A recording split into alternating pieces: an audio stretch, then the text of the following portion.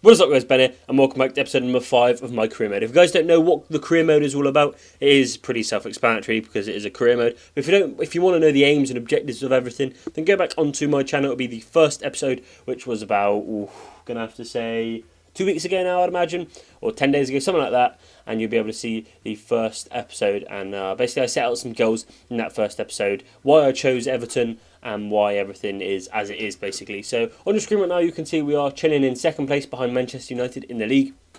I think we're 4 points behind, but this is our game in hand. So if we win this, we go 1 point behind them. Game against Arsenal, going to be tough. We have the same team that we're going to run with pretty much every time. I can't quite see the actual team. So left mid is either Gnabry or Atsu, and then the rest of the team is Howard, Coleman, Jagielka, Stones, Baines, McCarthy. Then we've got Morales on the right. Then we've got Barkley at cam and Eto'o and Lukaku up front. A nice little start here. Morales whipping in one of those balls that he absolutely loves to do, and I love doing with him.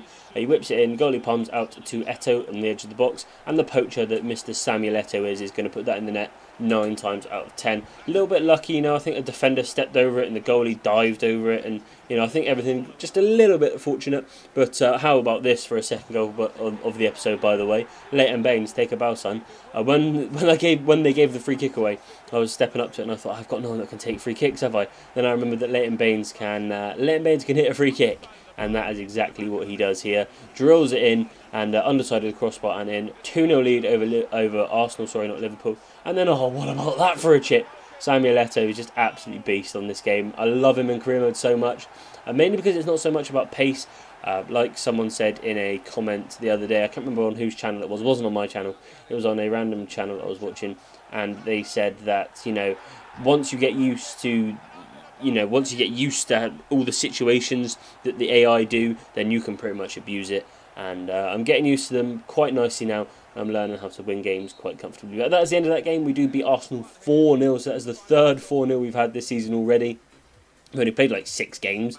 Absolutely fantastic stuff. Look at that absolute domination from us, and hopefully we can take this on into the next game, which is against Manchester United. Going to be a really, really tough game. United are at the top of the league. Hopefully we can knock them off their perch and put them into a bit of a rut like they're in real life. But only time will tell. As you can see, Eto'o scoring a goal there. I can't remember who else scored. I think Eto'o scored 2, Lukaku may have scored 1, and maybe Barkley, but I'm not 100% sure. But like I said, we go into the second game against Manchester United, and we're going to run with the same team, apart from we're going to be running with Atsu at the left mid. You'll see that in just a second. I am going to run through the calendar really quickly just to show you what's going on in the next couple of episodes. As you can see, in the next episode we actually have quite an easy start with Burnley and then Swansea, and I might squeeze Sunderland into that game. And then we have the likes of Tottenham and West Ham end of that month, and then moving into December we have Hull, and then we have Manchester City, which is going to be a tough game, and then apart from that, pretty easy games from there on in. So hopefully we can manage to go undefeated from now until the end of the year, and hopefully everything will be a-okay. As you can see on your screen, the team is exactly the same as the last game, but like I said, Atsu is in at left mid because I thought a little bit more pace, and Gnabry needs a bit of a rest, so Atsu came in, and hopefully he can do the business for us. But we move on into the game, and the first thing that happens is that Lukaku actually gets a dislocated shoulder, I think it was. He's out for 3 months, which is a bit of a pain in the ass. Obviously, we haven't got any striker cover whatsoever, so we are going to put Atsu up front.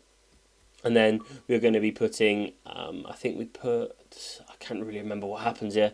That's it. We put McCarthy at cam, and then we put Gareth Barry at CDM. But that's actually how the game ended. A 0-0 against Manchester United. It was such a hard game, I'm not going to lie. We were all over them, really. We had a lot more chances. Just the Lindegaard in goal, man. Absolutely ridiculous. Saved pretty much everything I put him. As you can see there, 9 shots inside the box, or 8 shots inside the box.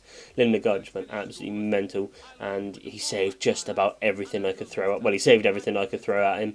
And, it was a little bit annoying that Lukaku got injured. I had a feeling that I could just nick it if, Lukaku stayed fit, sort of thing. But, it's a bit of a pain, but, it's not really the end of the world.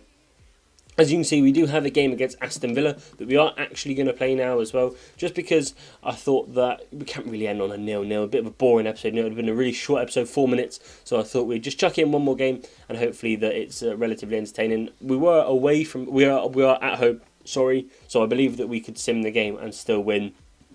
So, like I said, the team is exactly the same as the last game, only we were playing Atsu up front and Gnabry is in at the left mid. Obviously, Atsu coming in for the injured Lukaku, and it is Eto that gets his name on the score sheet once again. He's just been an absolute boss for us this year.